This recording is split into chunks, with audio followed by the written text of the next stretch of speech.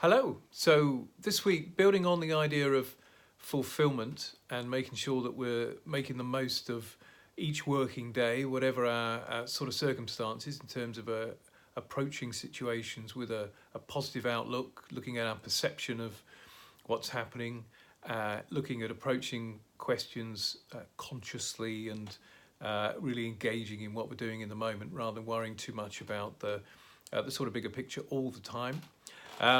In terms of the next steps to this, we've undertaken an entrepreneur survey, which was quite valuable, threw up some very interesting points. Now, whether or not you're an entrepreneur or want to be, what this is really looking at is some of the areas that, from a working life perspective, it's really helpful to get locked down in terms of your sort of discipline and your approach to how you do things. For entrepreneurs, it's it can be a very isolated existence in terms of working on your own, and there are a lot of things that you have to do rather than want to do.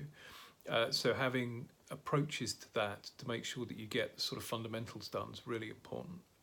So in terms of the survey, there were 5 areas that were highlighted as being sort of consistently throwing up problems for the entrepreneur and just sort of distracting from the main purpose. The first is finding clients, then cash flow, time management, legal and accounting. So what we're going to do is focus on each of those 5 areas separately so that we can look at how we might approach those slightly differently and share some ideas around how that can be done. So in terms of finding clients, there are really 2 key areas that we need to look at in this perspective. The first is defining the market. It's really important that you spend some time researching and defining the market so that you've got metrics that you can use to then measure your progress once you've actually started the business. Without goals, without metrics, we can sort of kid ourselves that we're either doing better than we are or that we're being more successful than we are. And what you really want is to have half a dozen measures that will mean that you get the early warning signs about when you need to just sit down and revisit what you're doing, question whether you're working in the right areas, targeting the right customers, whatever it might be. So in terms of defining the market, there are various steps to this. You want to define the overall target market size. You then want to look at the target addressable market, which is what you, with your initial services and products, can realistically go after.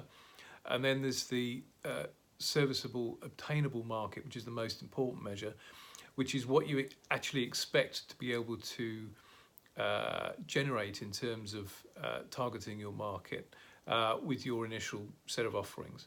And that's what will drive your business plan and your sort of aspirations in terms of what you're going to achieve in the initial years of your startup.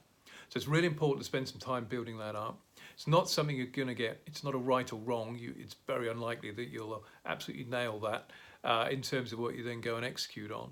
But what it does do is week to week, you can be, as I say, keep checking back against that, and you can be adjusting some of the decisions that you've made back against those original assumptions so that you've got a better chance of getting where you want to be. As you learn more, you can feed that back into the decisions and just adjust what your expectations are accordingly. So the target market's really important.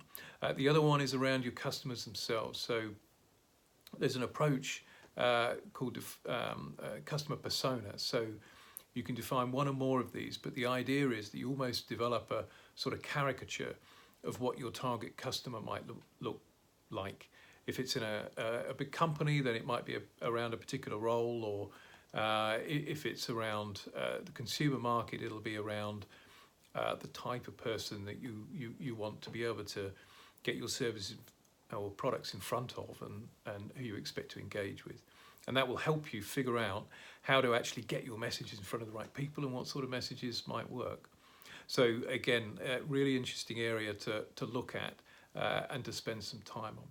So there's an article written around these areas to introduce some of these areas, which you should be seeing the link for now.